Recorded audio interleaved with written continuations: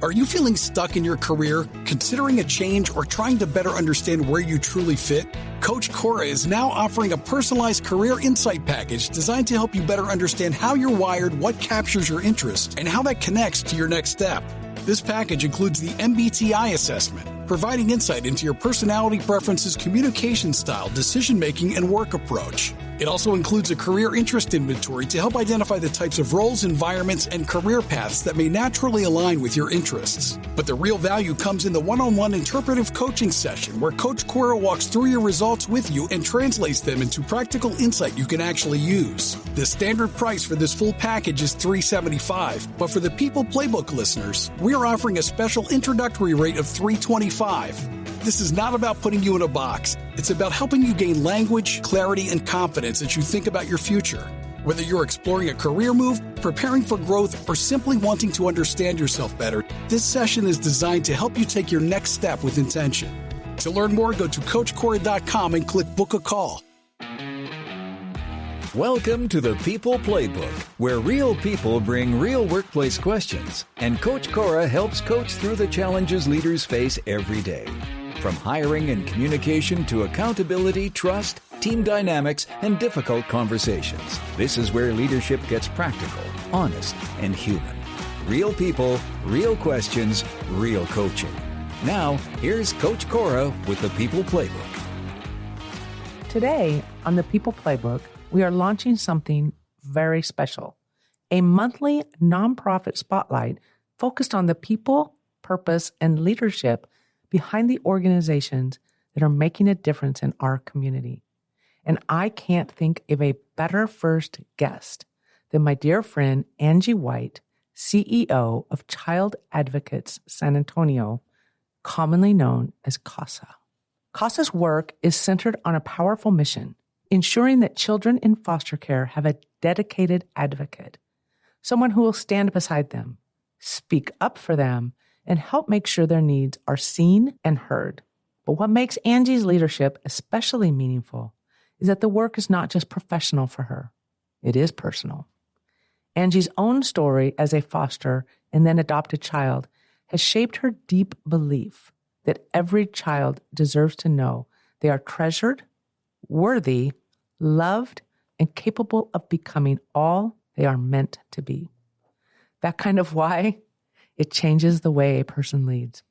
Today, we are not only going to talk about CASA's mission, we're going to talk about personal purpose, advocacy, resilience, and what it means to lead from a place of lived experience and deep conviction. Angie, welcome to the People Playbook. Hi. Oh, good morning. What a beautiful introduction. Thank you for that. Very welcome. Very welcome. Thank you. Angie, can you share with us, what does CASA do, who they serve, why advocacy matters to you? So what CASA do, our Child Advocates San Antonio, we recruit community volunteers in order to serve children who, due to abuse and neglect, have been removed from their homes. They've been removed by Child Protective Services and are now in the social welfare system, and that means their parents are basically a Texas state, which no child should be raised in a system.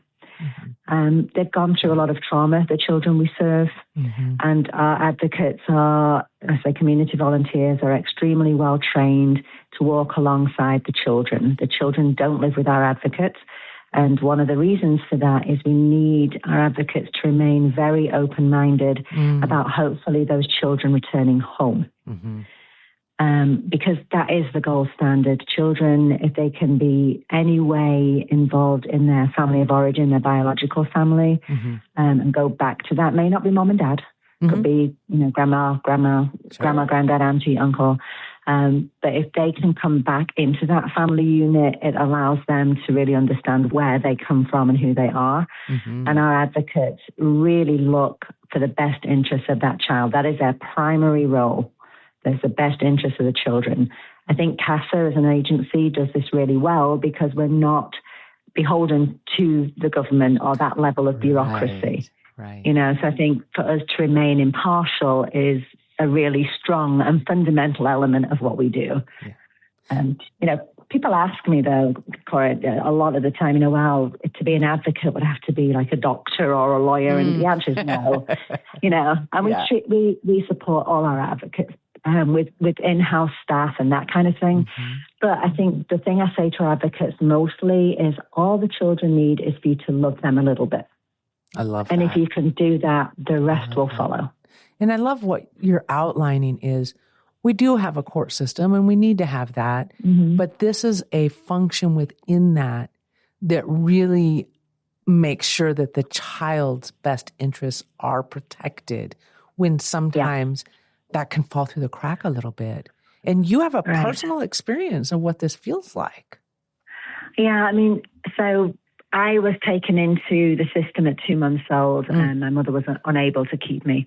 I lived with a family till I was 3 and then removed from that family. So there's a secondary trauma in our children when you're removed more than once from something that is familiar. That is, they call it the mother wound or maternal wound. And when that happens with our children again and again and again and happened to me, 3 times, it really can change the way you look at the world. Mm-hmm. And then my adopted mother was alcoholic and violent.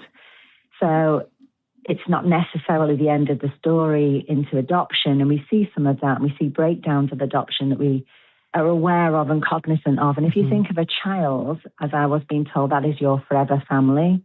And again, there's hurt, there's abuse, those kind of things happening. I think we really need to consider the trauma impact and long-term trauma for the child, which I've been blessed to go through therapeutic work, etc. But it really impacts every individual child I look at. And I say often, every one of our children has a little piece of my heart because in some way, shape or form, I can empathize with where they are. Absolutely. And that lived experience for me has, really dictated the passion that I have for CASA and the deep joy I have when our advocates and children are together and just watching that relationship flourish and grow and the kids just really leaning into knowing there is adults in the world they can trust because they lose that, if your own parents have not cared for you, that fundamental lack of trust can be really difficult. Absolutely. And I would add to that, Angie, that when we as a community choose to invest in our children, like you're talking about, like they deserve this 100%. But also when we invest in them, like you said, they grow up as adults that contribute and give back to their community. And I think that cycle is so important. Do we help them so that they become the adults that really attribute to a quality community? Yes, absolutely. For CASA, so into financial impact, it costs us $5,000 a year to serve a child. So that's the agency cost. Yeah.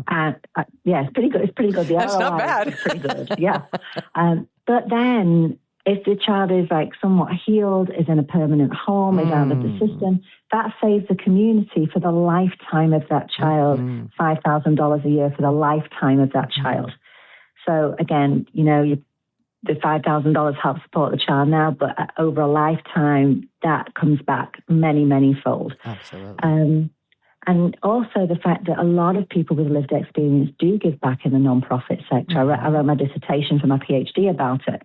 And I interviewed a lot of CEOs, and that lived experience and the almost deep insight to see what is needed has proven really interesting and contextually just very beneficial to the way we run the agency and being able to have that insight. Well done. No, the community can certainly help us, though.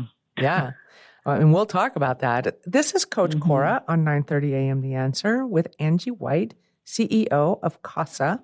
And we're learning about the importance and the function of CASA in our community. I would like to talk a little bit about the leadership that you rely on. Of course, you lead the organization. You also rely on a board and other community leaders. Can you talk about, it takes a lot to lead a nonprofit, especially a nonprofit where the work is very emotional, urgent, and very, very deeply human. Can you talk a little bit about your leadership and the board? Yes, I am absolutely blessed to have a board that really works alongside us, and we have a deep and trusting relationship. Somebody asked me not long ago, what does it take for a CEO to work well with a board? And my answer, and not to be glib, but because I think it's true, is that the CEO can't be afraid of being fired. You've got to have an equal set level partnership for the board's brilliant, in many cases, experience, insight to play into the organization, and then for the CEO to be okay with all that feedback, and for the CEO to always be transparent with the board and truthful, good, bad, or indifferent. Right. The board needs to know, and that way they can help with their external experiences supporting the agency. I also think it's really important. My leadership team internally at CASA are excellent, and they have relationships with the board members. And I think that is also very critical. And it's not just about me. Heaven knows you can't do this on your own. That's right. That's right. So that relationship is key. And outside of that, the funders we have around us, a good friend of mine who worked at the Kronkowski Foundation, she said to me recently that people pay a passion tax for the work that we do. And I think it's so true. Yeah, it's just a brilliant expression. And I hadn't heard it phrased that way. And I was like, yeah, we do. So for us all to come together and help each other, in self-care, in what we need to learn as leaders, in transparent and open feedback, with our funders, with ourselves internally, and in that dynamic between the board and the agency, is absolutely critical to how we can grow and, in our case, serve more children who need us. Absolutely. And one of the things I've known about you is you continue to connect back to and ground in the purpose, which to me is exceptional leader in and of itself. And that allows the things that you're talking about. We have to build relationships with other people. That facilitates so much. And to your point, oftentimes if I'm a CEO of whatever company I'm on a board or you're leading a nonprofit, the strength of being able to ask for help, it can be very challenging, especially in those high leadership levels. And one of the challenges that the C-suite gets is they don't get the feedback. And that's crucial, right? To growth and to stay connected to that purpose. Absolutely. And interesting, on Friday, this Friday just gone, we had a college docket graduation at the courthouse. So 26 children who've been in the system are going on to higher education. Wow. And in that space are all the colleges in this area. And it was an initiative led by UTSA and Peggy Amy. County Judge Akai was there. Judge Montemeyer, one of our children's court judges, were there. The majority of those children had a CASA that worked with them. One of them is going to St. Mary's on a full ride scholarship. I mean, that grounded purpose of the work we do allows those kind of outcomes, and the children know they're supported, the young people know they're supported, is that kind of grounding for me, and being in those spaces instead of just, being in my office and doing the leadership things is critical. And then 3 of my advocates were in the building with their advocate supervisor, and just sitting down and talking to them about their experiences and allowing that to inform, how I'm feeling, because it helps me tremendously fill my cup when I do those things. But, what do we do better to serve well for the kiddos that we speak to all the time about how that's going, and our advocates, is absolutely key, and being open to the learning. Absolutely. We've got to ask for help, and people can do that with you and for you, and put your ego away. Yeah. This is too important for anybody's ego to be in the way. Absolutely. Absolutely. And that's the value of that purpose and building relationships with each other and being able to have those, is we can ground our conversations in the purpose. And that's so much easier to leave our ego out of it, and it quiets all the white noise of the world. The world thinks everybody in the world has an opinion, but when we come together through our relationships, through our transparency to serve a purpose, we can quiet so many of those things. Absolutely. 100%. Yeah. This is Coach Cora on 9:30 a.m. The Answer, discussing the CASA with Angie White, the CEO, and how our community can serve and support. So speaking of the community, you alluded to that a little bit ago.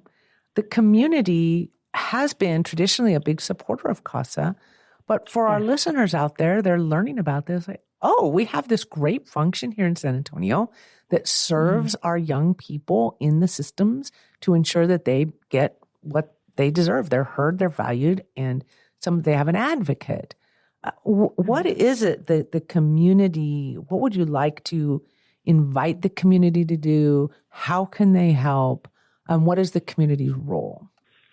Okay, so the community role for me is being aware of agencies, including mine, in the community and what they're doing. I think that's really important in a community like San Antonio, which I believe, even though I'm not from here, is a very special community. I think for CASA particularly, the easiest thing people can do is find us on social media, under Child Advocate San Antonio or CASA, LinkedIn, Facebook, Instagram, and spread the word. Share our posts. Doesn't cost anything. It's super easy to do, and you're going to learn something. So that request is huge for us, because the bigger web we spread, then we can find more community volunteers that want to come and be an advocate for CASA, because that's the next step. I was a CASA advocate in Houston for 5 years when I first got here. So I've seen it from that side of the coin as well. Nice. We need more people. We have 1,000 children that we are not able to serve at the moment. Oh, wow. Wow. So we need another 500 advocates. Each advocate serves roughly about 2 children. It varies, but on average. Okay. So we need more people to come in. We need more men. We have a Men of CASA group there. Had a big barbecue at the building the other day. They're cool. But to become an advocate, really, there's an information session that you can find online and learn more. Perfect. If you can't do that, the time and other considerations and the reciprocity of being an advocate is fabulous. Just going to throw that in there. I loved it. And obviously donations. We have a building so that advocates and children can come to, and we have a shop in that building, and the shop only has new things in it. So everything, toys, hygiene products, school supplies, clothing, and our children may need, but that's all brand new in the shop. Nice. And we also have a giving library. So if people have got books that they want to donate, and they can be used, because I think books should travel and knowledge should travel, we share those out within the community. And it's a giving library, so the children get the books and take them. We don't ever expect them to come back, which is a beautiful thing. And obviously financial donations to keep the agency going, to support our advocate supervisors who work hand in hand with our volunteers. We always need more donations, and we've just launched a growth plan called All Means All, to really start to build CASA on the next level. So we serve about 50% of the children today. We need to serve those other 50%. So we have a plan that goes out 8 years, and lots of thought. The board have been phenomenal, talking of the board and helping that happen. So we need your donations. We need places to come and present information sessions. So there's lots the community can do. And we can do one-off events. If you want to come and help us clean our playground, or sort the library out, or perhaps do a cooking class for our children, we can also provide opportunities to do those things. Oh my gosh, those are all so exciting. Thank you. I want to recap and see if I heard this correct. First and foremost, right, understand that this community has agency in this, and that one of the first things you can do is spread the word. Follow, like, share, so that everybody hears about it. Maybe today I'm not in a place where I can volunteer, but I can share out the social media so that it reaches all of those. Because we do need support from the community. That could be in terms of volunteers. And I love the multiple ways that you talked about donations. I heard you talk about, sure, we'll take money, but we'll also take donations for our store, for the children, the things that they need. And also books. I mean, oh my gosh, I'm excited. I'm going to ship you a bunch of books. I have a bunch. And those are things that really help the children. And then you also, this is new. I hadn't heard this one before. Let us come and present, or you come and present. That could be you provide a platform for CASA to come and speak about what they do and share out. Or somebody, a professional, could come do an arts and crafts thing, like something like that. And something for the children to engage them. I love that. Yeah. We have an art room at the building as well. So we have a shop, an art room. We're on 3 acres. We have a playground, We have a kitchen. We have a gaming room now for the teens when they come with their advocates in the library. Nice. It's a basketball court. We're about to put a pickleball court in as well, so we're on it. And I think it's really important for anybody that's looking about making a financial donation to support our growth. CASA has no debt, and we're in a strong foundational position. The board are reinvesting into our own agency, which is amazing. Wow. But please hear, we're a strong professional non-profit agency, and the work we do changes lives forever. Wow. Thank you. Can you take just a quick moment and talk a little bit more? I know that your big initiative is, as you alluded to, All Means All, and that's a strategic plan, but there's also some heart to that. Can you just take a quick 30 to 60 seconds and let everybody know, what does All Means All mean? Okay, so All Means All to CASA means every single child that needs us in this community has a CASA advocate. Nice. And the reason for that, amongst, we know what the outcomes are when a child has a trusted adult walk alongside them through what is probably the most difficult time they will ever suffer in their lives. We also know that when our children are placed in other organisations like Croy Mass and they have a roommate, one child has a CASA, the other child doesn't. The other child's like, how do I get one? How do I get a CASA? And that's really important that we, and we serve those children, sometimes not formally, but certainly in terms of what resources they need. If they need anything, we can do that too, and we do. We do that very quietly because, there's all kinds of things happening. But if a kid needs something, we're going to make sure that they can have that and get that. Nice. Whatever it is that they need. If we can resource for them, we will. And it's also, a child to be alone and moving homes sometimes and if the child has severe needs, up to 16 times a year, they have to have somebody in their corner. Absolutely. And somebody they can just lean into and know that another human cares for them. Yeah. Angie, if they wanted to find more information, I know they can search for Child Advocacy of San Antonio. They can just go to CASA.org, right? Yes, CASA-SATX.org. Thank you. Thank you for that. Yeah, so CASA is at San Antonio, Texas, .org, and find much more on the website. All the details are on there and phone numbers. Please come and tour the campus. We are one of only 10-ish CASAs in the nation that actually have a building that people can come to. And that was courtesy. The whole group were amazing. We were renting their building and they gifted us the building. And a business could even bring their staff to come tour. Yeah? Absolutely. I love that. Absolutely. I love that. Yeah. Angie, thank you so much for being here today and for sharing not only the work of CASA, but the heart behind it. And when I keep coming back, absolutely. I think you've shown us that sometimes leadership is just simply one person choosing to show up, to listen, to advocate, and to make sure that somebody else is not overlooked. Right. This is the power of presence and the power of consistency, the power of one caring adult standing behind a child during a time when they need someone in their corner. Angie, your story reminds us that our why matters. And when we lead from a place of purpose, of lived experience and deep conviction, the work becomes more than a role. It becomes a calling.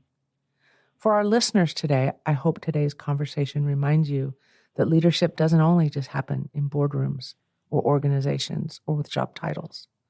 Leadership happens every time we use our voice, our influence, our time, our resources to help somebody else move forward. If Angie's message or CASA's mission touched your heart today, I encourage you to learn more. Find out what it means to become a CASA volunteer, to support the organization, or simply spread awareness about the incredible need for advocates in our community. And until next time, keep leading with purpose, keep showing up for people, and remember, your leadership matters and your community reflects it. And that's the play for today. Leadership is not about having all the answers. It's about being willing to ask better questions, listen deeper, and lead people with clarity and care. Join Coach Cora next week for more real people, real questions, and real coaching, right here on the People Playbook. If you have a real workplace challenge you would like coached through on air, bring it to the People Playbook website at CoachCora.com/People Playbook and click Ask a Question. Are you feeling stuck in your career, considering a change, or trying to better understand where you truly fit? Coach Cora is now offering a personalized career insight package designed to help you better understand how you're wired, what captures your interest, and how that connects to your next step. This package includes the MBTI assessment, providing insight into your personality preferences, communication style, decision-making, and work approach. It also includes a career interest inventory to help identify the types of roles, environments, and career paths that may naturally align with your interests. But the real value comes in the one-on-one interpretive coaching session where Coach Cora walks through your results with you and translates them into practical insight you can actually use. The standard price for this full package is $375, but for the People Playbook listeners, we're offering a special introductory rate of $325. This is not about putting you in a box. It's about helping you gain language, clarity, and confidence as you think about your future. Whether you're exploring a career move, preparing for growth, or simply wanting to understand yourself better, this session is designed to help you take your next step with intention. To learn more, go to CoachCora.com and click Book a Call.